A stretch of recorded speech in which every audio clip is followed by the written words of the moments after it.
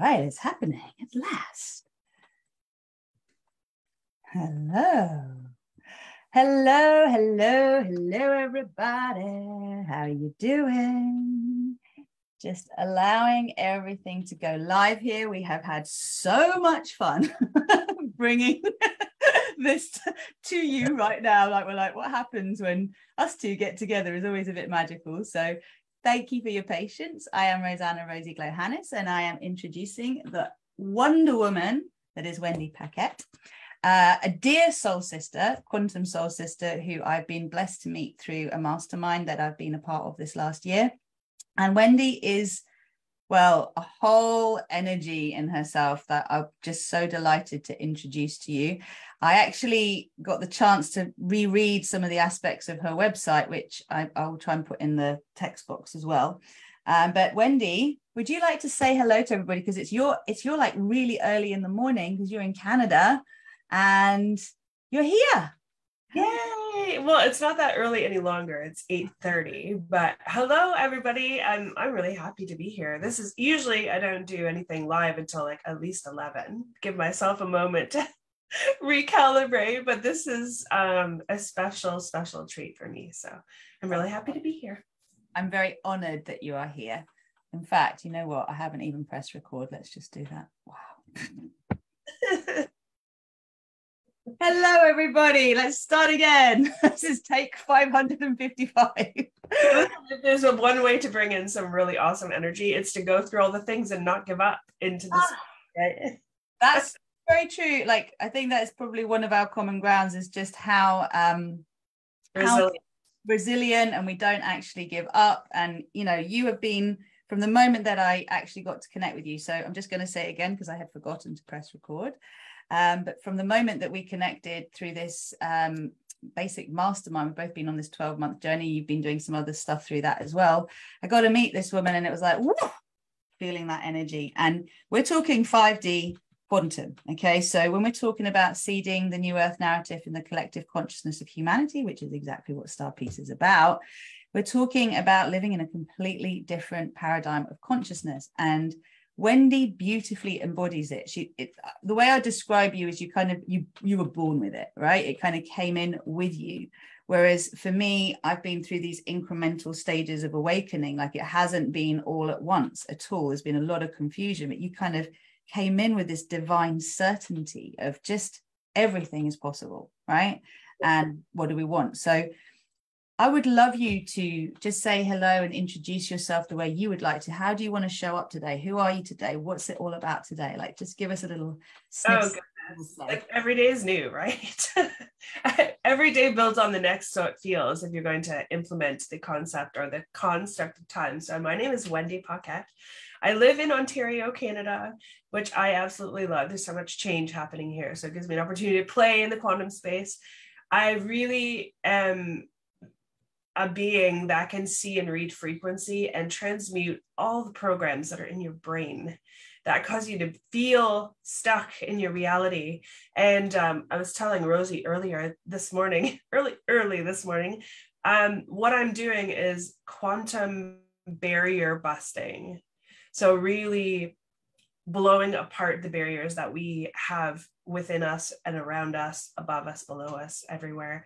And popping out into a space that we call the unknown, which is really the infinite space of all that is. So that is who I be in the world. I am, everything that, and living a regular everyday life where I get to be me every single day, walking the world as me, no matter where I go, because anything else would be super inauthentic. So yes. You haven't actually started in this world with like loads of anxiety, loads of fear, loads of self-doubt. That was never there, right? No, I mean, it wasn't. I always had this sense of adventure and this reality that anything was possible. As a child, I knew that I didn't have the words for it, of course, but I knew that you can create new neural pathways, which we now learn is, something that the neuroscientists bring to our table. I knew all those things as a child. I remember telling my mom, hey, Mom, it was 5. I remember being 5 and saying to her, if we think about happy things, joyful things all the time, we'll create a new pathway. No one has to be sad. And I didn't realize what I was saying. And of course, my mother, she was like, well, whatever, kid. How parents are, like, enough talking. But I knew all those coming in. And so it's just been a journey of realization, I suppose, because I have had my own enlightenment experiences. I just haven't had the barriers of, thinking things weren't available to me.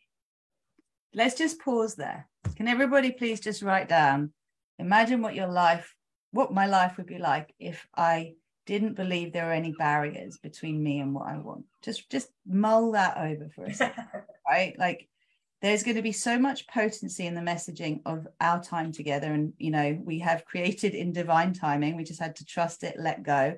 The irony is around those cosmic monkeys that were causing it difficult for us to connect. My mic was muted.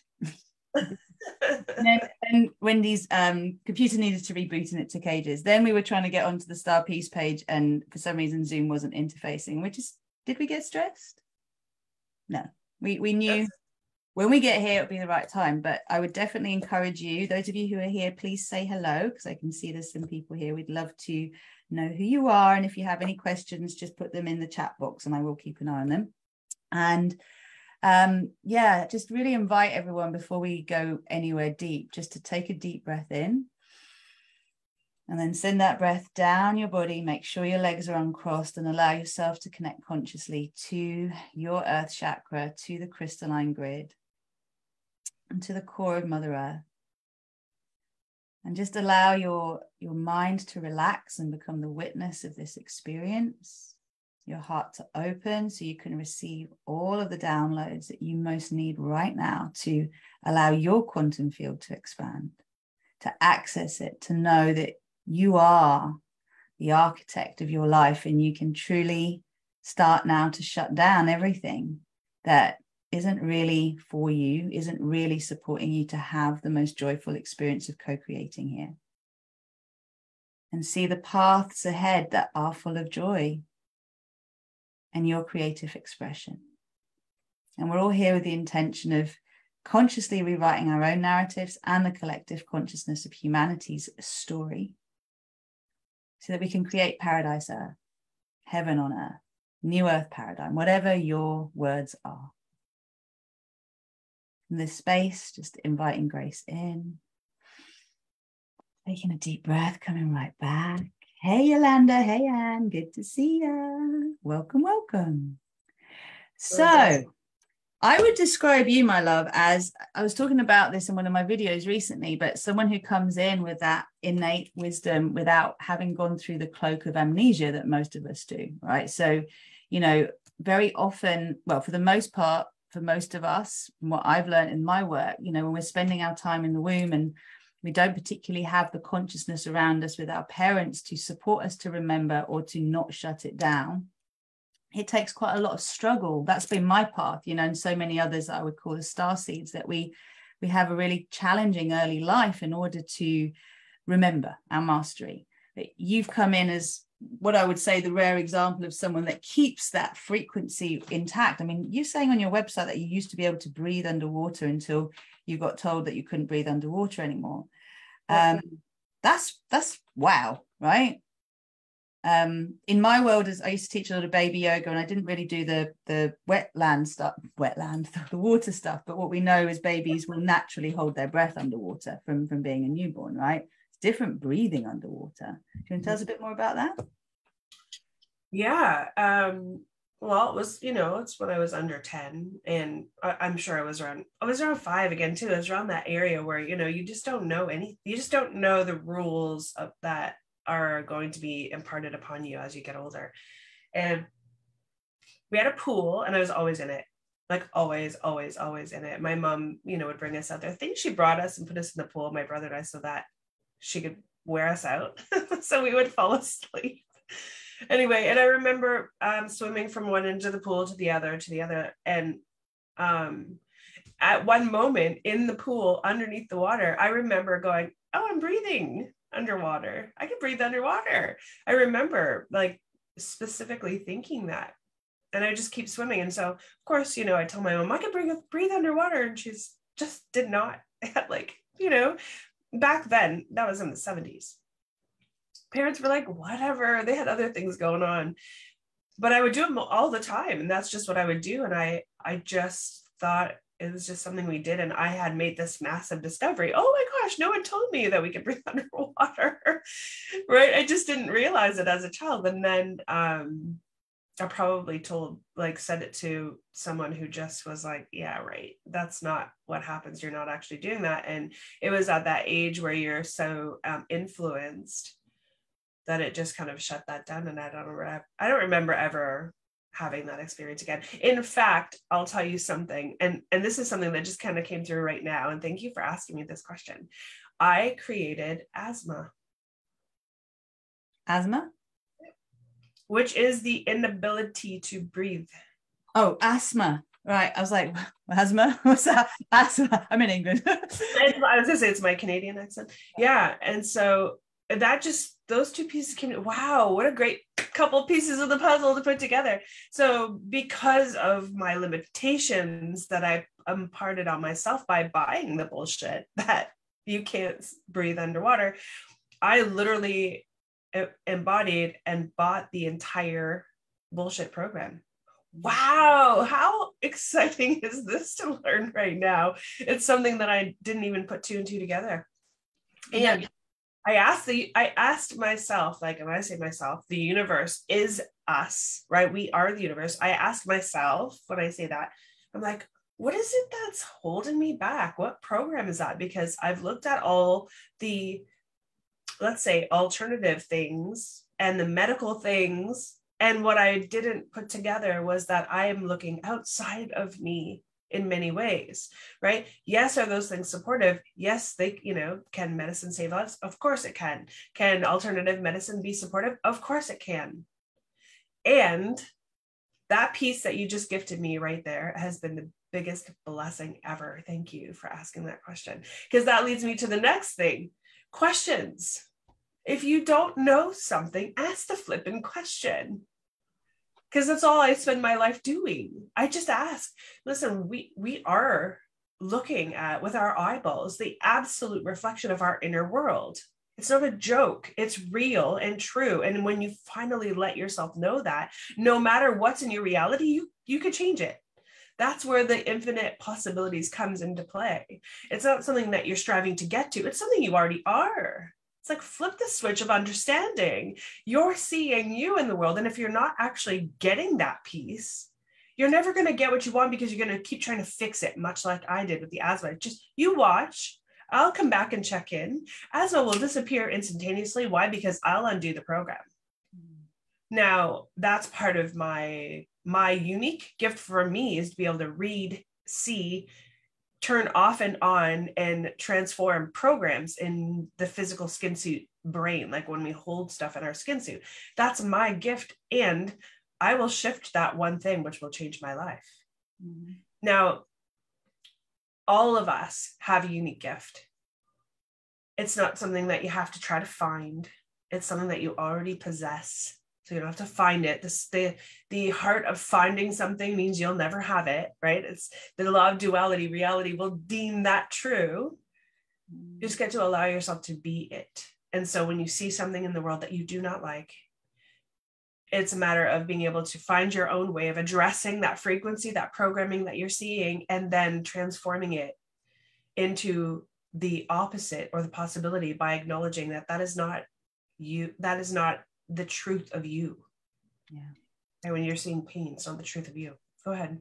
I've got two questions for you actually that have just come up that I feel will be really, really helpful. So one of them is, I've just come back from Bruce Lipton, 2 days of Bruce Lipton, and I was saying to you off the show that I'm currently just sitting right in the center of my toroidal flow. So for me, I'm right bang in zero balance, accessing 0 point field, which is quantum field, and I'm playing. I've never played so much ever. I'm having so much fun.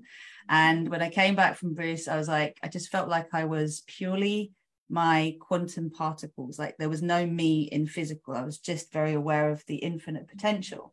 And you know, the way I work with my clients is we really always align with the highest good of all and the win-win-win. We ask for what we want, what we desire, what we want to experience. We're like, yeah, this, I'm claiming it, but we also surrender it so we're not attached to the outcome, which is play with outcomes. However, when someone is, for example, what really showed up for Bruce's work was the fact that modern medicine works effectively, as in the pills that we get. We're not talking about operations per se, although there's a place there as well for it. But the pills we're given, the current approach of take this to make something go away, is largely placebo, because our bodies can do it anyway, right? That's what really came out of it. So when someone is in a state of chronic pain, for example, and it appears on the surface there's nothing wrong, like they're not ill with something, right? But they are in chronic pain. They are having that experience of being in constant pain, and they know their history, they know the traumas that they've had, they've kind of brought that to the surface, they've done work to clear it, etc. Where do they go with this? Like, you know, how can they go from that moment of being in so much pain to actually not being in pain? Yeah. I actually put myself through that experience so that I could understand it better. And I could see why people give up. That was the gift I was given, putting myself through that. Where I would go, what I now know, is that the element of not giving up is a big thing. It is a real and true program that you want to have. It is the resiliency to know you'll never stop being you. It's not never stop trying or never stop seeking. It's you'll never stop being you. And following your internal guidance with the question, what gift do I get to have? What did I create this for, in ownership of whatever that thing is, right? What did I create this for to understand better? And can I have it now? Oh, I love it. I just got tingles. You've actually reminded me of something. You know, we're talking around the age of 5, and I think it's very powerful because Bruce's work, you're going to hear me go, Bruce, but basically he's underpinned everything I've ever done in all of my different trainings. He's always been there. So for me, he's like the masculine energy that I'm playing with at the moment, not in that weird way. So, but basically, in his books, he talks about the fact that we're in, you know, a highly programmable state, time in the womb through to the age of 7. And then once you're 7, the programs are set. And that's it. You're living those programs. Now, I've really noticed in the work that I do with my clients that when they actually do the clearing in themselves and clear the patterns in themselves, not only does it actually do a lot to help free the ancestors that are still, well, non-physical are freed for sure. The physical have to make the choice to let it go as well because they have their free will, but their descendants, it kind of just happens by osmosis. And it happened for me with my 21-year-old daughter 2 weeks ago when she said to me, Mum, I really think you did an amazing job bringing me up. I don't know how you did it. Now, this girl hated me for 8 years. I'd call the police. I've had to do loads of stuff, right? That meant that we had a very difficult, very challenging relationship. And I definitely did not feel like I had done a great job. But she was like, I don't know how you did it. I'm your age now. And you were pregnant with me. And like, how did you keep a roof over our heads? I always went to all the activities I wanted to, like, how did you do this? Like, she was in awe. And I was like, did I ever think this day would come? No, but I didn't stop. Like for me, my example of being the version of me now, of course, there's a bit of me that wishes I could go back in time and be that version then, but I am already going back in time and being that version then, because I can go in my imagination back and shift things that were traumatic, and reality crafting and, you know, going back and forward in time is loads of fun and teach that. But when I was 5, I remember my school project, I did this thing and no one can remember it, but I wrote on it, there is no such thing as I can't. Right? I was very, very clear that I knew there was no such thing as you can't do something. And I also believed in magic intrinsically. I used to say to my nanny, my grandmother, you know, like, wear this bracelet's got magic in it, it'll make you better. But obviously everyone around me was like, there. Yeah. Magic isn't real. And, you know, you take so long to kind of clear through it. And I think this thing of why did I create this for me to understand better and can I have it now is like really powerful for owning the fact that we actually create these really challenging conditions, because, you know, we've all been through them one way or another. Okay, well, I'll move on, because the next question I have, I know one of our coaches is always very impressed with things you say, and she quotes them, and I'm like, oh yeah, that's Wendy, she's cool. We're talking about homelessness, and like I wanted to bring this to you because for me, like, if there's one thing that I would really like to see change in this world, it's that there are no people on the street that don't want to be on the street. Mm-hmm. Now, paradox there, because you could say subconsciously they do want to be on the street, otherwise they wouldn't be on the street, right? But you have, tell me your take. Tell me your take. It's a different languaging than that, I imagine. It's just like, it's the same concept of an illness. It's the same concept. So so let me go back a bit. I'll set a little bit of context to understand where I'm going to go. That everything in our reality is a reflection of us. Whatever we're after, we're going to see. It may not be the thing that we want to experience, because if we have a program that's interfering, we're going to see the opposite and be frustrated by it. So when we're frustrated by something, we're not really seeing what we're seeing in a truthful way. What we're seeing is an element of our programming that's a lie that lives within us. And because we have that, we're going to see it everywhere, and we're going to be reminded of it so that we can change it. So that is true. When you see homelessness and you're like infuriated and pained by it because it just doesn't seem fair, you're not really seeing homelessness for homelessness. What you're seeing is a programming within you that believes that's wrong.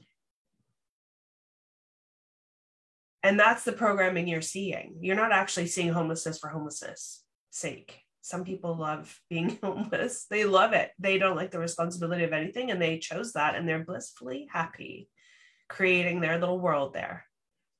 But what I'm hearing you say is that there's something wrong about that. They are being victimized. No one is being victimized. We are choosing that in every second we're living. So that we are choosing it, it becomes something that's changeable by sheer will and desire. I don't want this. I'm going to fight until I find something else. And even if it looks ugly and nasty, that's my choice. I'm creating it. So because you're looking at me and thinking that's wrong, how is that wrong? When my journey is my journey. Right? So the biggest message I've that I find coming out of my face lately is we've been taught that being selfish is wrong.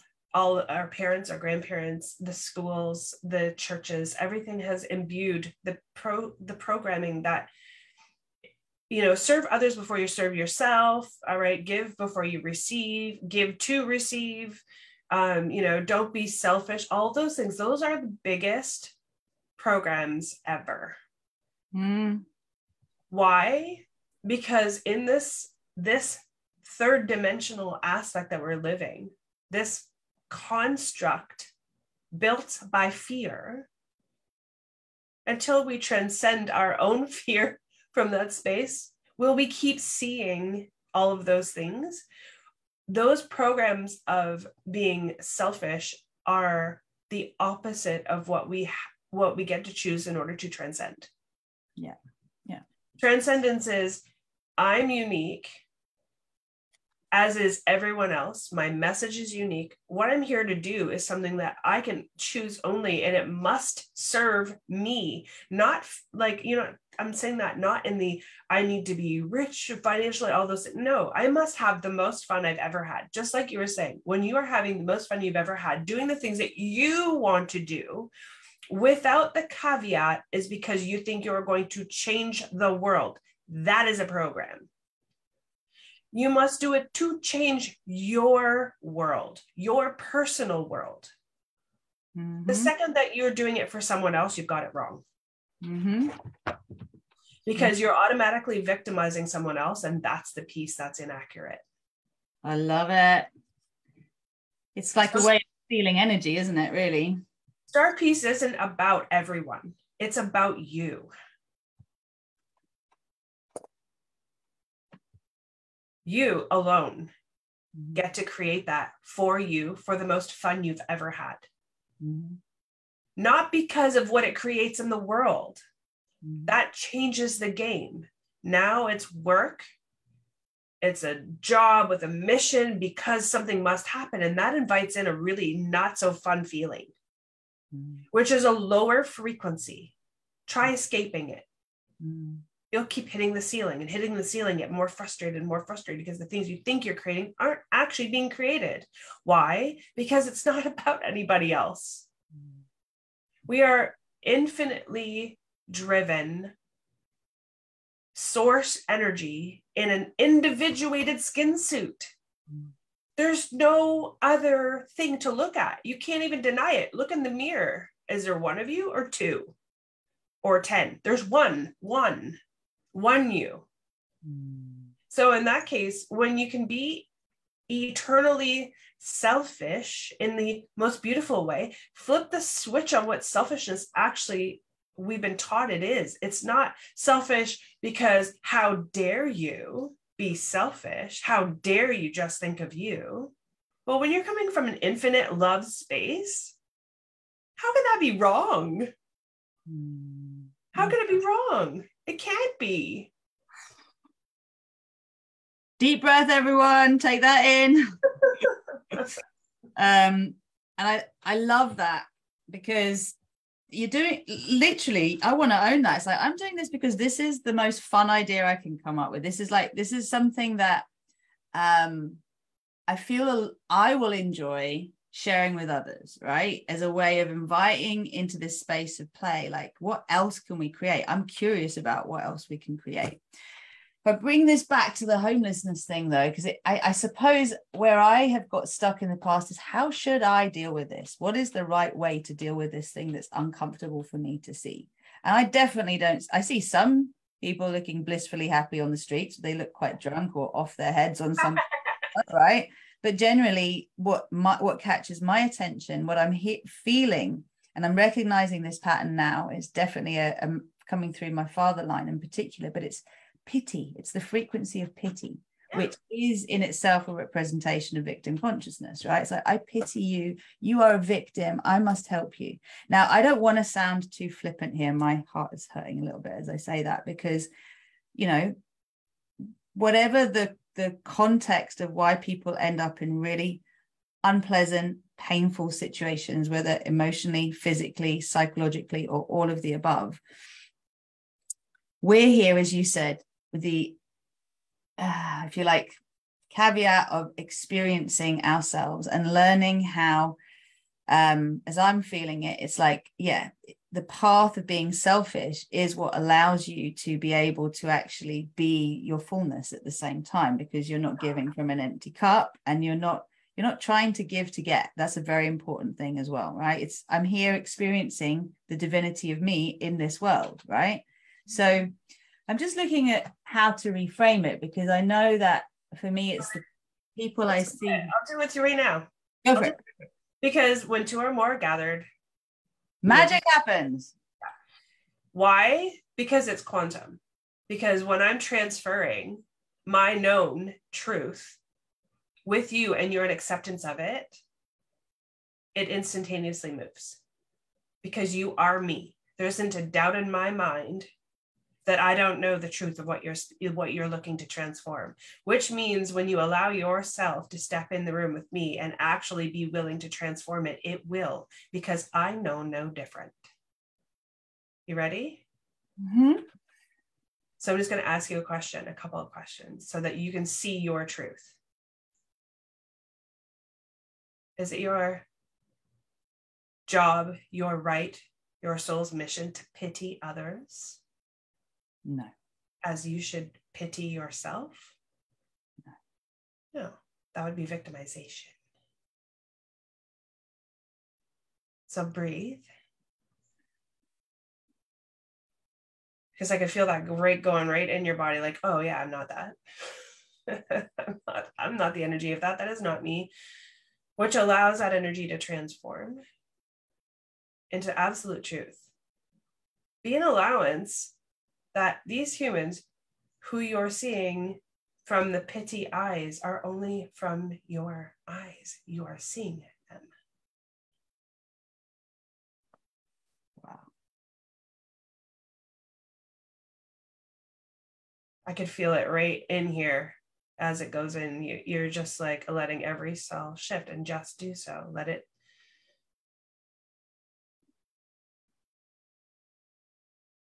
Feeling that so much in my solar plexus, and it's so funny I wore this color today. I knew I had to wear it. Yeah. And I could feel it going through your body. You're like, okay. You had this little bit of resistance to it because you were so certain, you believed yourself so certain of that needed to be changed, that it just didn't take much. Does your sheer willingness to be greater than what you allowed yourself to be in the moment just prior, right? We're always evolving every moment. Oh man, that just like your whole being is just like kind of busting out of this tight piece that you were kind of keeping yourself in. Yeah, I can feel a lot right here. There's a lot going on, and just this expansion of just, it's okay. It's a much nicer, better for everyone to let this go. It's certainly better for me, right? To like let that go. So as I heard you say it, for me, it was like I was almost seeing the Matrix, like the movies, the Matrix. And this program is like, you will only see this in your reality if you are carrying the program for it. Mm-hmm. My dad is like a classic example of, he's the how do I put it, president of the Ecological Society, like in Greece. So I'm not saying the whole of Greece, but something in Greece. And he's also the head of the Animal Welfare Society, right? But he's always running around rescuing, trying to save, doesn't have anything himself, living completely in a poverty consciousness mindset. Always actually creating the sensation of others saying, it's literally, oh, poor George, poor, he's, like working so hard, all these terrible things keep happening. And I'm watching it all, and I'm like, I inherited that program, but I don't want to live it. And to me, the way it presents is particularly with the homeless. That's the way it has been for me, because it brought that out. Okay, well, so to you, he could easily be that if anything dropped, which is why you look at that and you want to change that, because you believe it will change him. Excuse me. When you allow yourself to know that you are not the energy of pity, that program doesn't live. You will not see it and the same way in anyone ever again. Because that is just a program that was living and running consistently. And your sheer desire to help the world, save the world. There's no saving the world. We are evolving consistently in multiple aspects of ourselves at the same exact time, infinitely, until it's unrecognizable to human species. So there is no version of you that can be fixed, because nothing's broken. There's no version of the things outside of us that can be fixed, because nothing's broken. The only thing that we can do is be an acknowledgement of the power that we actually possess to evolve, consciously evolve. That's what we're doing. We're consciously evolving. So in order to do that, we get to have the most fun, which really evokes and amplifies the highest frequencies and blasts apart and drops off all the lower frequencies. You spend so much time there. You can literally pop into a space of joy and bliss and peace all the time, and you will see the outside world reflect that. then everything you see, you'll know. You're like, yeah, this is amazing. Even homeless people, you'll see them smiling. You'll see them wink at you because they know too. They're in your world. That's fucking, I don't know if anyone else having a bit of a like, on that, but that's so cool. That is, we're all living our own Matrix movie. It's our own unique individuated expression of self. This is what self-actualization is. And the reason why this selfish word triggers so many people is because we have so many aspects of programming that circle and swirl around that world that heaven forbid we be it, right? No one wants to choose that because they don't want to appear as that. And in so many different categories, it has been imbued upon us to not be that we are terrified to be that ever, which means that instead of giving ourselves permission to absolutely ascend ourselves in self-actualization, we forbid it. Yeah.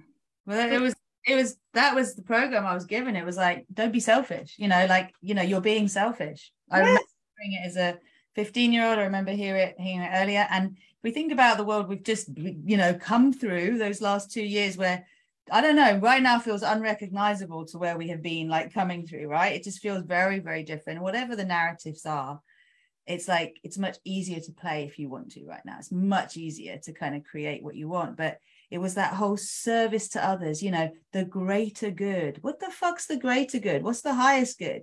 And how can the greater good not involve me?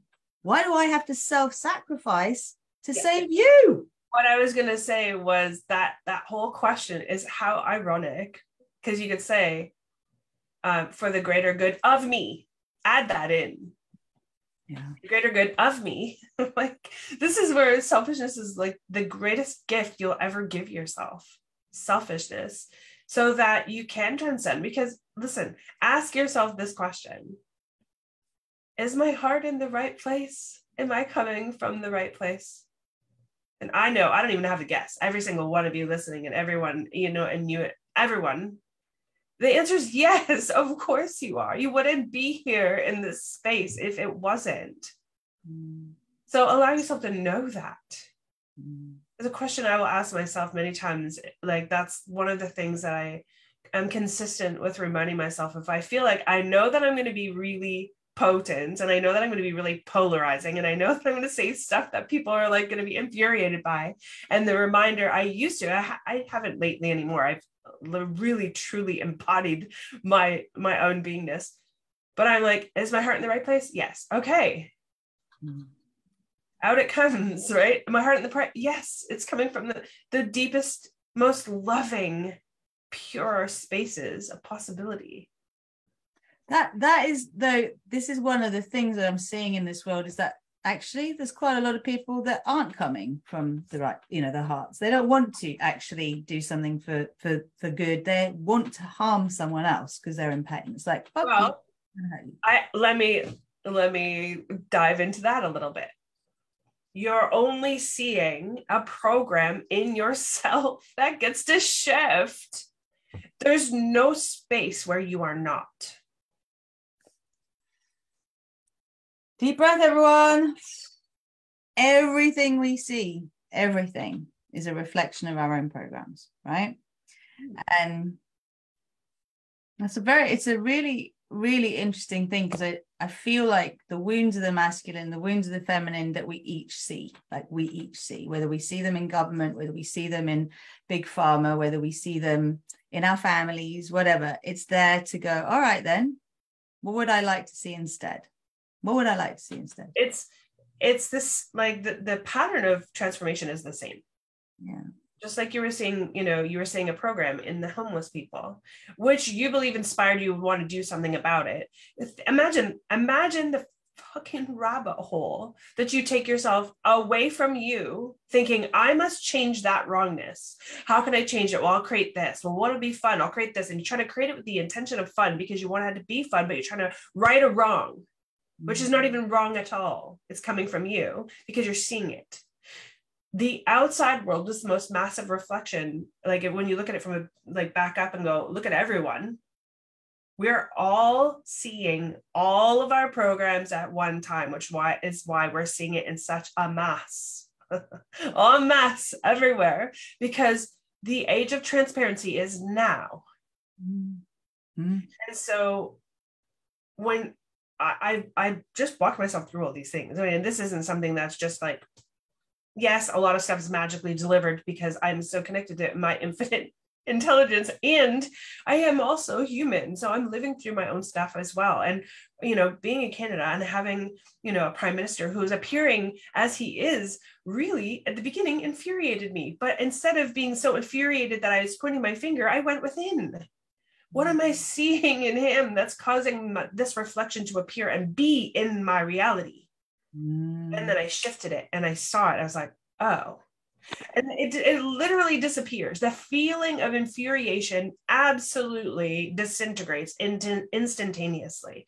So then and I just live in my everyday world. If something else arrives and I see it, I identify it, I shift it. Something else arrives until the point where I'm like, wow, I haven't seen anything for a really long time. I must not be growing. Because I'm still human and I'm still here, and this is really interesting. So what else is going on that I'm not aware of? And so then I'm faced with my own internal programming about self in a different way. I'm seeing it in myself. I'm like, gosh, why XYZ? I'm like, oh, I don't know. And I have the human moment of wanting to point my finger. I'm not unlike anyone else in that way. I'm in a skin suit, right? I've just cleared more programs than everybody else that it's not at that, there's a lot of people that are just like me in their own way. And everyone listening to this and everyone on the planet has the same exact opportunity in their own way to do the exact same thing. But what happens is I begin asking questions. I want to circle back to the beginning of when we were saying the questions are the magic that you can utilize for yourself. That is a self tool. What's going on here? And I ask myself, what's going on here? And I don't sit there and try to find the answer because I won't find it. The word find itself denotes not having found it. So, it's the human language is quite interesting to me. It's very much a technology of transformation in itself. Language is technology. So because of that, I ask the question and then I shift my frequency to do something else. I literally think about something else. Yeah. And on I go. What occurs is all of a sudden the other frequency of the answer of the question will drop in and I'll be like, oh, it might not be that very moment. It might be when I wake up, which is what happened, right? Not because when I was sleeping, I figured it out. It's because I was out of the frequency of my own question. Cannot be in the frequency of the question and the answer at the same time.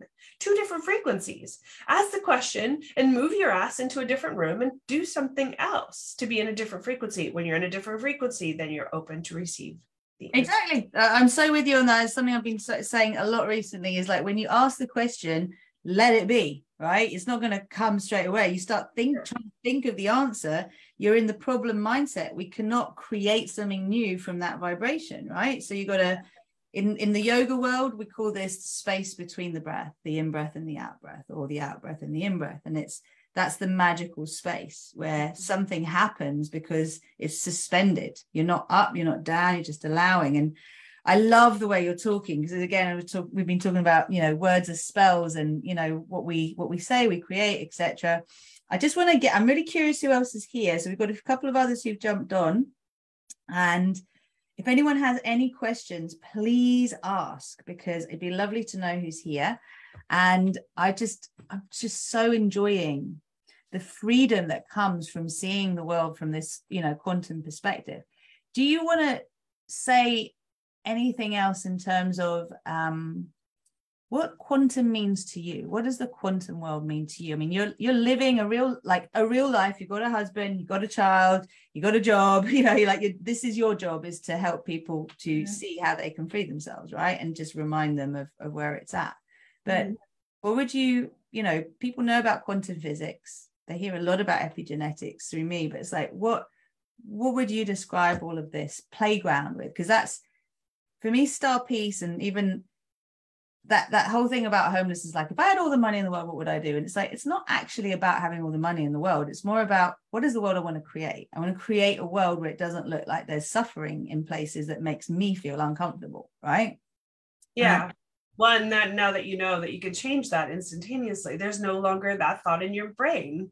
That's what you get to choose. You're like, well, I'm not looking like, what would I change something? You know what I mean? Now you're not, there's no way that you can decide that there's something in the world that you would change with any kind of money or any kind of experience, because that is you. So the change begins here. It's not outside of you. That's the easiest part. I feel like a victim. Where do I feel like I've got no choice? Where do I feel like I'm suffering? It's really important. I think, whoa, I've got to write this down. Yeah, like a victim, like I'm suffering. Because those are the old programs. And I love movies. I just love entertainment. I love like being in another reality, like, you know, dream world. Like I love dreaming. And it's like creating that here whilst we're here having this experience. But let's just come back to the question I asked, because I'm everywhere, baby. Well, what's your take on the quantum world? Explain this to everybody, please.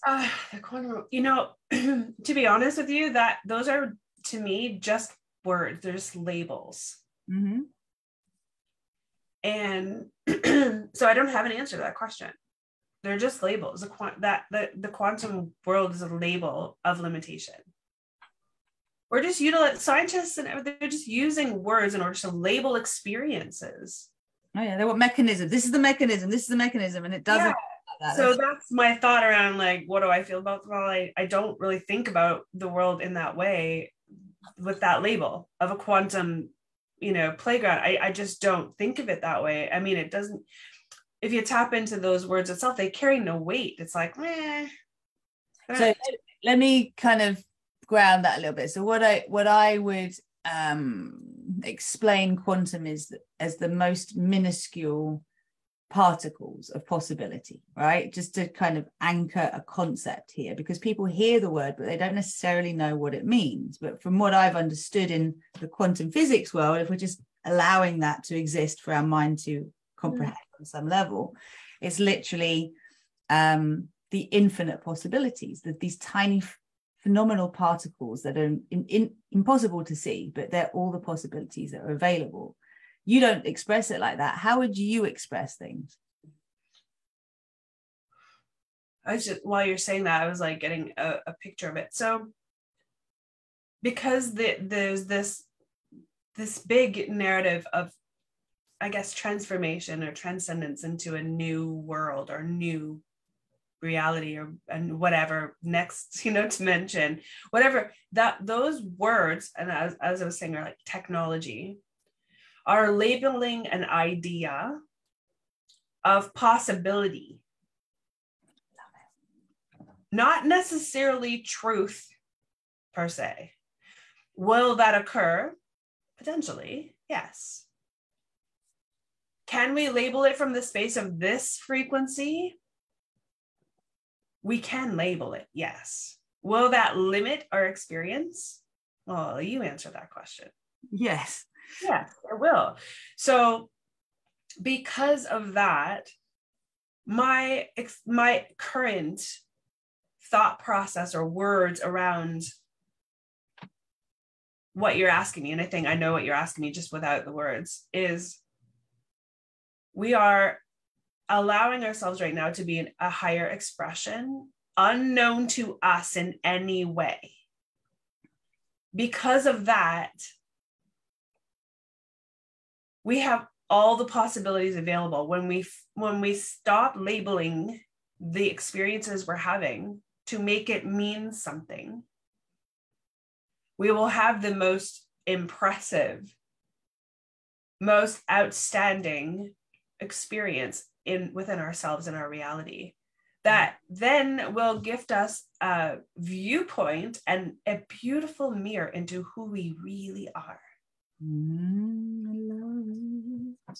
I love it. Well, you were the first person. We had a conversation. I remember you blowing my mind in the first conversation about the idea that everything was just random. This whole existence, this whole universe, this whole how we got here. You know, we've got all these creation stories, and we've got, you know, all these different ways of expressing existence so we can understand it, but it's just happened randomly. Do you want to speak to that at all? Or is that enough on that?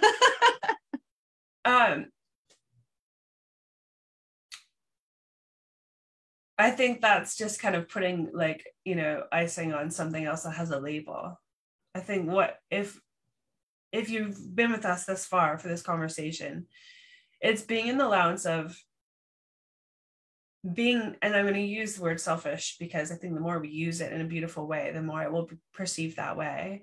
The more we can be selfish with ourselves and our own experience. So let me caveat this. I'm not saying don't make the most money you've ever made, because listen, in this reality, it's your reality. It's yours. It's 100% yours. So you're not taking something from someone else by having the most money. You're not taking anything from anyone. When you have less money because you think there's something in the way, you're taking it from yourself.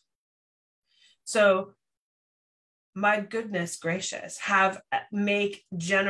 create the most amount of money you've ever had so that you can play at a greater freedom with money, if that's in your world.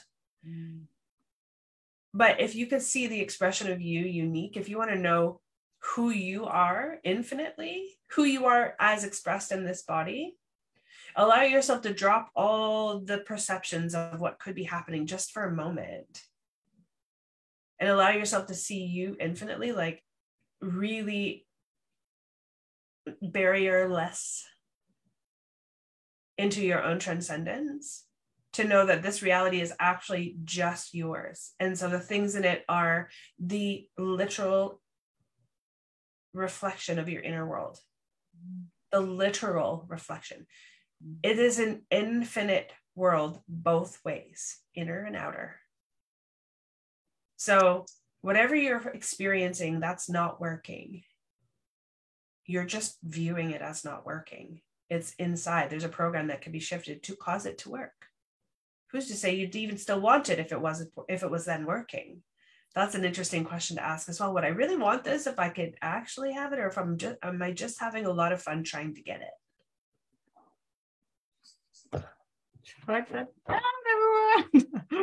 Would I really want this if I could have it? Just say it again. That is so cool. Would I really want this if I could actually have it, or am I just having a lot of fun trying to get it? I think this speaks a lot to the dissatisfaction that I've experienced, and I think many have as well, in like when you actually do achieve a goal that you have longed for, that you thought was never actually going to be possible. I find more in the material than in the emotional has been my experience. But it's like, okay, so I did that. Okay, so I did that. Okay, so I did that.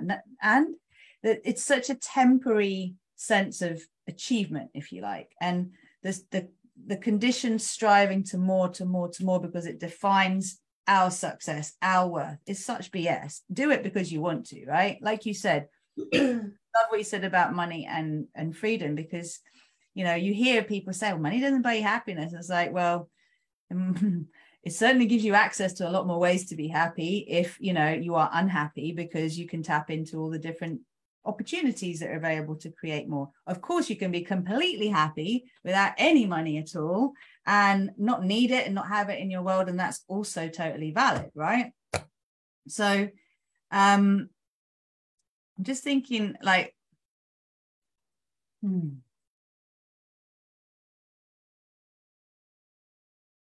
this feels like a really nice moment just to allow everybody to take a breath and expand and see where you are right now. Where are we right now? Because there's so much amazing stretching of what we conceive as possible going on in this conversation, and even what's desirable. And this thing about, what would I really want? Would I really want this? Or is it just the trying that is the fun bit? What's your experience with that in terms of your life sort of journey? Like, have you found that there are things you've just striven for, but you never really wanted to achieve them? Or what's your story with that? It's funny that you say that, because my husband reflects to me all the time. You always get everything you want. I'm like, I know. I know. Right? So that's been my experience most of my life when I look at it. And it could be like, up until the moment that you realize that you're the creator of your reality, it could appear as like, I don't know, lucky or privileged or gifted or whatever you want to call it. There's a million labels you can add to that, because if you're in identification of something that you don't have, of course you're going to place a label on it so that you can then either A, try to achieve it, or B, try to knock it down, because why didn't you have it? Or the epitome of that is by victimizing yourself for not having it, which is if you don't like the word victim, it's like, okay, what shitty feelings are you creating within yourself because you don't have something that you think you can have and someone else does? So would I say that life has been easy? No, of course not, because growing is always challenging. So is it hard? No, it's not hard, because when you know the truth, it's not hard. It's challenging. It's challenging. Like, okay, I've spent most of my life trying to figure out the whole asthma thing until today. Did I see this coming? No. However, I did ask a question just yesterday about it. I literally asked about it yesterday. So that's getting what you want. I asked about it yesterday, and today I received the answer. That is how my world works. You can have the same world. You can choose it for yourself to know. And so I would say the biggest program that I do not have, that you all could look at for yourselves, is trust. I trust me fully, so fully that I know that if I want something, I will have it. And my life proves that true. Why? It's the programming of the truth. There's nothing in the way of that. So I did want to offer your audience an opportunity to experience themselves in a greater aspect of this. Excuse me. I think by doing like an assessment, a timeline assessment, like where they're at and where they want to be, and seeing what's in between, and how much of that is actually how much is in the way. Or would you like to shift a timeline so that there's less in the way? Because you can do that too, right? There's really no limitations. And the purpose of that, I feel, is for your fun mission of Star Piece, because the people in your world, in my world also, are playing as players in our world, who are also having their own unique experience, but we all grow from each other in a way that's like, what do you call those bubbles? When a kid blows the bubbles and a whole bunch of bubbles comes out, kind of like the same thing. We're all part of the same liquid before it became bubbles. Then it becomes, separated bubbles in our own space, but we're still made of the same stuff. So because we're playing in the same world, well, if I went this way and you went that way, my view is different than yours, and I'm going to create different programs than you. So if we're going to create Star Piece and have fun together, wouldn't it be fun to play in the space where we're looking at the same picture, we're embodying the same stuff, we clear the same programs, like we really look at it from that perspective. In my world, specificity is the key. If I'm lost, and this is for everybody, ask yourself, if you feel lost, or if you feel you just don't know where you're headed, or you don't know which way to go, the question then becomes a lack of clarity. Like, you're in a lack of clarity. So you get to be clear. Well, how do you become clear? You ask the question and then you think about something else. Yeah. Right. So I'm like, okay, so what is really true for me? What do I really want? I would say not in specifics. What do I really want? I want to have so much fun. That is always my MO. I just want to have so much fun. And I know that fun creates peace. And peace allows fun, if that makes sense. Yeah. Because we're on the same mission is why you and I get on so well. The same mission, just call it something different, right? Mine's delivered in a different fun way, which is this. My favorite thing is to like really be the channel of all possibilities so that others can choose the same thing for themselves. My role, I mean, creating magic with someone by removing the programs is the most fun, because instantaneously things shift. And then the outside world has to shift too, because the outside world is us, right? Because I know that when I work with them, it actually shifts and they're like, holy shit, I can't believe it. I'm like, really? I can't believe it? Really? Don't say that. Like, really, you can't believe it? Well, that's the expression, right? They're like, holy shit, that was so much fun. What else can I change? And that becomes like this catalytic. Everyone wants to play and have fun. And the more you come up against stuff, the more you get excited because you get to identify, oh my God, I didn't even know that program existed within me. Yeah, I call that blind spot discovery and fine tuning. It's like that constantly playing with like what you've intended and then what's showing up. And it's like, okay, well, let me just refine that intention, whatever that is for me, and then see how that works. And you're right. Go on, sorry. I was just going to say, just to finish that thought, was the specificity of what you want only comes from how much fun you want to have doing something. So be specific about that. So then you can run up against your programs. You want to run up against your programs. You don't want to avoid them. You want to know what they are. Because if I'm going to have the most fun ever and something's in my way, I'll be damned if I'll let that sucker sit for very long. But it's only in the specificity where you see it.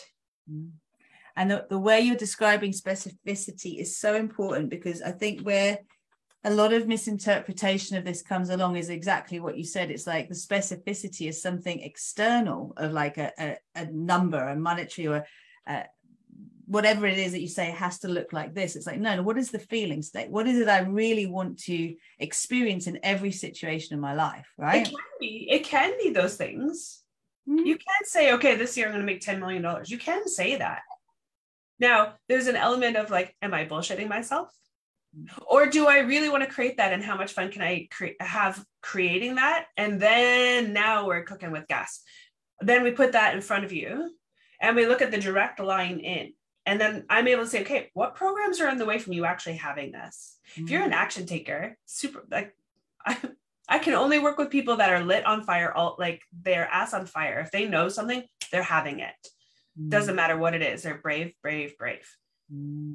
If that's what you want, say it's $10 million. I'm using that because of everybody like, I'd love to. I'm like, of course you would. Fucking choose it then. Choose it and have the most fun you've ever had getting there. What's in the way? Let's look and see. What's in the way? It could be a shit ton of things. So what? Who cares? Well, adjust them, clear them, adjust them, clear them, adjust them, clear them. Next thing you know, you're like, oh, dang, I need 100 million. You know what I mean? That's about how much fun you can have. And it's just about your willingness in order to play at that level, right? And stop staring at the things that are driving you crazy that you think you need to fix. That's it. Everyone, we're all fascinated with what hasn't changed yet rather than what has. We're always looking at where the problem is rather than is. And at the same time, it's like you said, that the key to this is being willing to be challenged. And if you don't want to be challenged and you want to stay in the zone of what you know, which isn't very comfortable, actually, it can be, it can't be, it depends on everyone's experience. But it's like, it's not going to arrive here. It actually reminds me of someone I know who literally would like everything to come into his house for him. And it's like, no, you're gonna have to like go and find that and find wrong word, but it's like open yourself up. Yes, okay, things can happen and people can land right on your doorstep, but will you let them in? Because the barrier of belief is there. And it's like you said at the start, what was it you called it? I wrote it down. What you're doing at the moment is quantum barrier busting, right? So it's this whole thing of like, get out of your own way. And you're reminding me also of the 4-page, like when Ian, my husband, came into my life, I literally got everything I wanted, right? Like everything. And I found this 4-page, like, this is why I'm so happy and I'm in love, like, statement. It was a statement. It wasn't, I want this. It was, this is why I'm so happy and in love. I've got this, I've got this, I've got this. And I read it out to his daughter, and he was like, I was like, who does that sound like? And she was like, oh my God. Like, I'd literally asked for Superman and I got Superman. Right. So it's a very beautiful thing that you brought this up as you have, because if you do want the specifics of the details on the outside, yes, you can have them, but it is about really lining up with that 100%. It is not just going to come because you are a little bit aligned with it. It's got to be fully aligned. And go on. No, I was going to say, it just brought me to one of the teachings that I have done before. It's the difference between 99% and 100%. Oh, tell us more about that. Well, it's either 100% bang on, or it's 99% not quite, which to me is a yes or no. It's either 100% yes, that's it, or 99% nope, that's not. Because 99 is not 100. I don't care how you slice it. You put it yourself in a boat and you set your GPS and you're 1 degree off. You're in another country if you go far enough. So imagine that in your reality. Same thing. Yeah. So much fun. I mean, it's right. I'm just super passionate about it because it's so true. It's so easy. And once you allow yourself to know it, it's unknowable. After that, it's like, oh, I can't not know. Like most things, you could see something that's bullshit and forget it that very second. Or you could see something that's bullshit and buy it as a program and have it forever. Which is that kind of is school, isn't it, for many of us? And, everything that continues onwards. And yeah, it's a very interesting thing, because I really want to just admit that I found it really quite challenging to be privy to information ahead of what it seems other people have around them, whether that was research when I was doing all the pregnancy stuff. And like, I was always, in line with the latest, like stuff that isn't going to make it to the mainstream for 30, 40 years. And it used to frustrate me because I had that sense of no one believing me. And it was like, do I believe myself? Can I actually, and you come back to trust.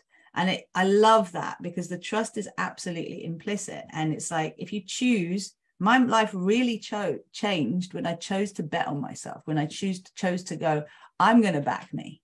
No one else has to. Well, let me ask you a question. And I'm asking everyone who's watching this. If you don't trust someone in your world, you're like, oh, I don't trust them. There's a couple of elements to that. One is your spidey sensors are going, oh, don't trust them. That's the label you're giving it. But what is it that you don't trust about them? That'll show you a program that's within you. That's your identification. But if you don't trust you trust no one. How can you have anything you've ever wanted if you can't be certain that it's available for you to have? If you don't trust that it's available for you to have, and I spoke earlier about an individual, if you don't trust someone, you don't trust you. If you don't trust life, you'll never have anything you've ever wanted. You'll freaking fight the rest of your life to try to get it. Because you won't actually trust that you can have it. And that lack of trust will prove right. You'll be like, I knew it. I knew it was going to work out for me. I knew I was going to find the love of my life. I knew I was going to make $10 million. I knew I wasn't going to all the freaking day long. And that's the unfortunate part of the truth. That's why I'm so passionate now about speaking out about it. Not out about it, but excuse me, being able to share that aspect so that you can see it too. Why do I have to be the only one that's having so much fun? And, unafraid. I think fear, once you pop out of fear, trust to me is like the catalyst to eliminating fear. Right? Because there's a lot of other things out there. Like when we talk about the galactic, all the galactic stuff, the galactic wars, the galactic this, that, and the other, there's all sorts of things happening out there. Could be scary when you think about it, because if you haven't had a physical experience that you can recall in this moment, it could be like, oh gosh, I could never handle that, or I don't know. You could have a lot of programming around that type of experience. But when you trust you, there's an infinite experience about that. I know that I'm me wherever I go. Mm. Pluck me off this place, put me in some galactic situation. I'm still me. Mm. And excited to be so. Mm. Mm. What a difference, right? Instead of being like, oh, nothing works for me here. This world sucks, and I wish I was somewhere else, whatever. And then suddenly, maybe you get plucked off and put onto some, galactic experience. And you're like, oh, well, how am I going to handle this? It's really like, oh. Yeah, you're taking the same vibration everywhere you go, basically. Yeah. Right? So you might as well, if you don't start with you, and it's just so beautifully presented here. I just love the way you shared it, because it's like, it all starts with us. It all starts with being selfish. It all starts with giving to ourselves first, right? Which is looking in here, like, give your energy, your focus to you. What is here? What do you want? What are you seeing reflected? And what do you want to see? So that we can talk about it till the cows come home. I'm just aware of time. So I'm going to bring this a little bit to a close. We've had Tracy and someone else is here as well, but I'm just going to call them our mystical guest. We're going to put a little link up on with this video where people can connect with you if they'd like to have a session with you, because that was what you wanted to offer today, wasn't it? And I'm very excited about that. This is, the joy of hearing different guests share their experience, where they're at, how they have vibrated to this space is just so beautiful. And every time we speak, I receive such beautiful messaging, and I'm so grateful for that, because it expands my world. I've been saying from fear to love for ages, because we're just doing loads of rebranding at the moment, and I'm just reformulating one of my courses, because I've been through so much beautiful shifting that's gone on. And it was like, I was always like, is it from fear to love? And you just answered it. It's like, from fear to trust. It's like, yes, of course. If you trust, doesn't matter if you don't know how, you just trust.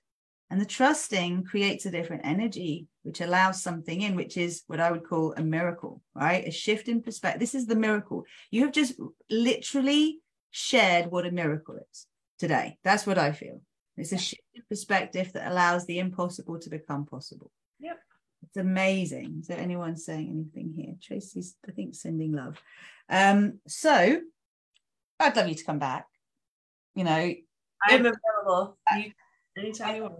We will get this out to everybody, but it's really lovely when our guests, our audience hears this stuff and actually then has questions come up that you want answered. So if you have anything that you hear and you're like, oh, I'd love to know more about that, let us know, because I've got some really cool people that are showing up here wanting to come in and literally gift their perspective to this space.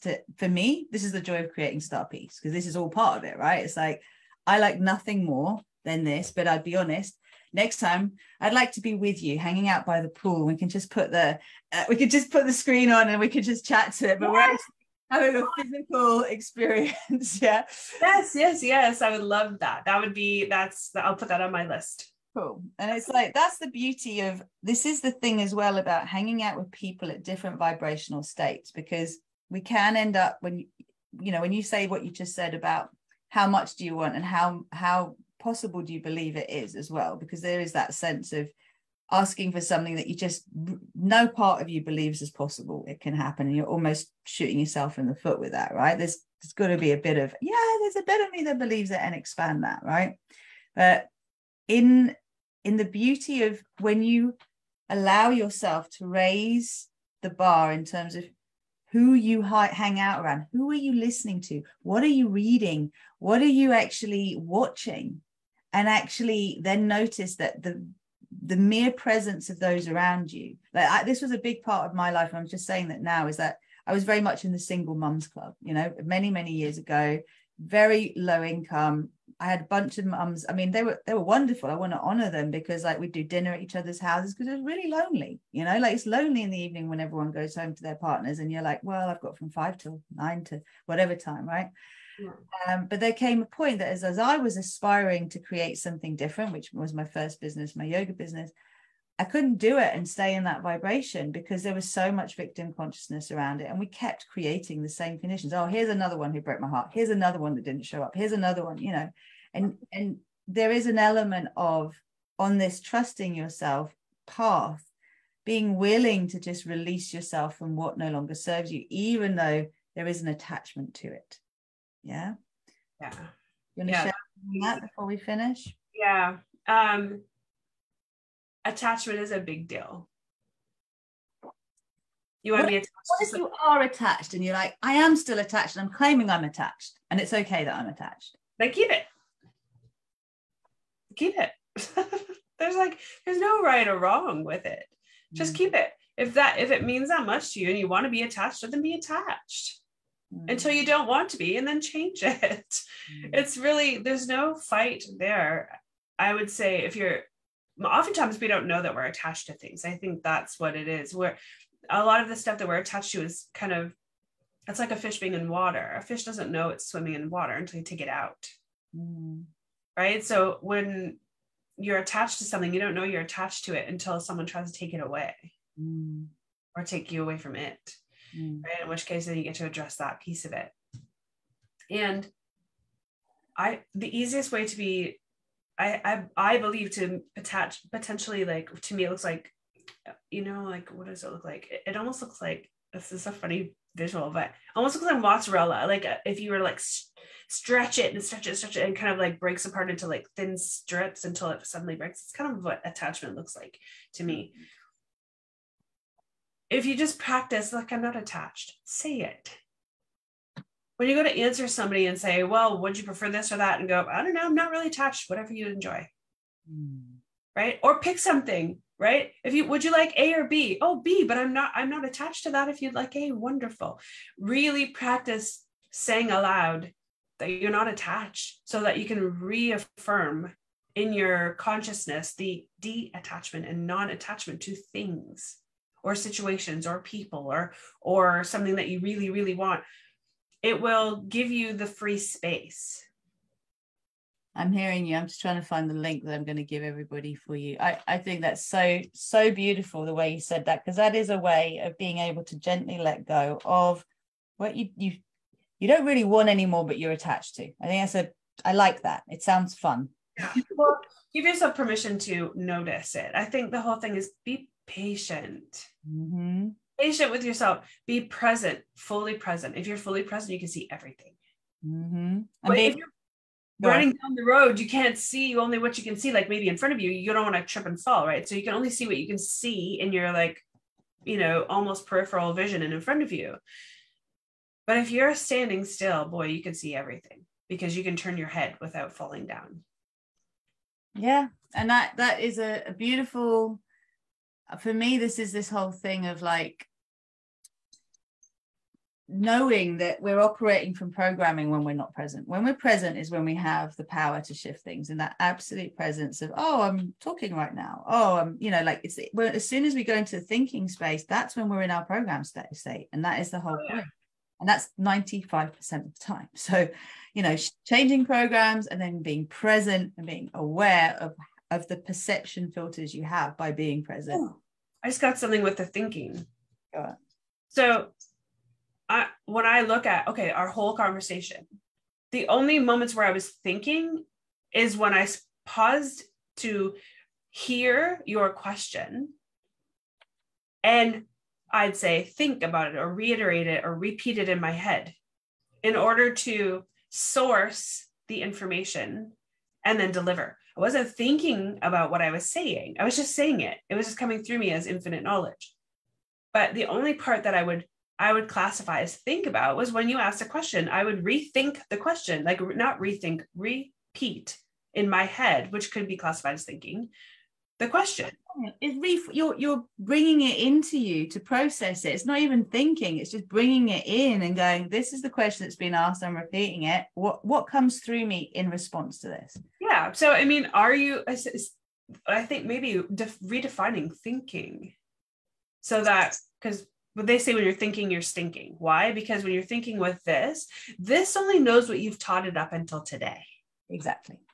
And if you fed it full of bullshit programs, guess what? You're screwed, because those are the only things that you're going to reiterate, respond to, and reaffirm in your brain. It's when you allow yourself to fully be you, like that open space. Okay, I'm not gonna, I'm just gonna be completely oblivious to this world's rules. And then you can impart your own rules. That's another fun thing too. So, well, I mean, we can talk about that another day, but if you want, you can make up your own rules and then live in them. How much fun is that, right? For me, one of the things that I love creating is, what do I want for certain? Always. Being in business and like speaking is a huge part of who I am and what I'm up to. And I do have private clients. For my private clients, in order for them to actually sit before me, in order to become a potential client, I get to assess that scenario as well. Like, how much potential is there and where can we go with this? And how much fun would that be for me in order to create massive change with someone? I know that someone could not sit before me unless they were willing to receive, be, and do the truth of them. They won't be able to click the schedule button to meet with me, or an email to ask me a question, or anything, unless that is who they're being. So now I know, years experience of it now I know no one sits before me on any kind of anything unless they're willing to receive the truth of them. Much like you. People have a hard time interviewing me or having this conversation if they're not willing to receive a greater aspect of themselves, because that would be not fun for me, because I would be like smashing my face up against the wall, like, well, that would be no fun because I couldn't expand in a space where you weren't willing to. Right? So the rule in my world is only those who sit before me are willing to receive their own truth. And how much fun is that when I know that is the rule that I impart, or the programming that I put upon myself in order to experience in this reality as truth? Who do you think shows up in my world all the time? Really cool people. Crazy ass fun, fierce, powerful, magical masters of their own reality, just waiting for a few things to be tweaked and changed so that acceleration can occur. My world isn't about teaching you that, you just can do it. I'm about, yes, you can do it, but my world is acceleration. Accelerate it from your perspective so that you can have that stuff now, not friggin' 10 years from now when you were done, eliminating all your programs or figuring out how to do it. Let's just eliminate them now. I'm just like shutting them all off, and that's it. Your reality changes, off you go. So speed, someone who's willing for speed. So there's a bunch of things that I impart in my reality that are absolute truth for me. I get to make it up because it's my world, just like you do. It's not just a reactionary experience. Go ahead. Yeah, and I think that's a really beautiful thing, just to give everybody to, just digest and percolate and sort of sit with, is like, you can make your own rules up and live them. Like choose that if you want to, claim it. And also ask that question, what do you always want for certain? Like, what do you want for certain always? I remember making a decision a while back that I was always going to make money when I rested. Like, because my old program was like, I couldn't stop because the whole world would fall apart if I stopped. And it used to be true, right? Like, shit would hit the fan every time. Now it's like, I have to play to make more money. I have to relax to allow myself to receive those that want to come to me, because that's the vibration. And it is so lovely to know that we can literally flip things around. So whether you're someone like me who's come from a lot of density and a lot of different programs that have been really challenging, or whether you've come in with much more clarity in terms of the fact that you are a being getting to experience your own reality as the source here on this earth, there's something beautiful we can all receive from the lovely Wendy. So I have put it in the it's in the comments box. You won't see it on Zoom, Wendy, but it's here for our audience, and we'll also put it in the text box as well, and we'll send it into the email, and we will have you back. We're going to have to bring it to a close because I have a private client in a minute, so I'm just going to get ready for that. But so much love to you. I'm just so excited that you came. I really appreciate it. It's lovely to have your energy here in Star Peace, and it feels like Star Peace just had a little cosmic blast. And I'm gonna get you on to. There's a potential to really what do we want to do? What would be the most fun version of this that we could create, and invite others to participate in that? Because that was the whole point of Star Peace. It wasn't just, it is my vision, of course, but We've got Lara Fairy Love, who comes on as Star Love. And good, I'm glad you enjoyed that, Tracy. That's cool. The infinite possibilities are there. What do we want to choose? It's exciting, right? Let's have fun. Let's do excited. And let's have you on again soon. Yay. Listen, thank you for having me. I'm so grateful. And it's always so much fun playing with you. You're so open. It's so much fun to bring forward like exciting ways to speak about all the possibilities. And thank you. I really appreciate being here and even being thought of to come and play. And you know how much fun a workshop would be if we created an actual in-person workshop and literally changed and shifted and shut off all the programming in the way so people could actually walk out the other side like absolute new humans. That would be love that idea. I love that idea. I think let's talk about it and let's present it as an idea. I would love to. I think we can create that easily. So that would be a lot of fun. Yeah. Okay, but you heard that. Get excited. More to come. Thank you, everybody, for watching. I'm sending you all kinds of awesome possibilities. Awesome possibilities that are fun and exciting. If that's what you want. Let's go.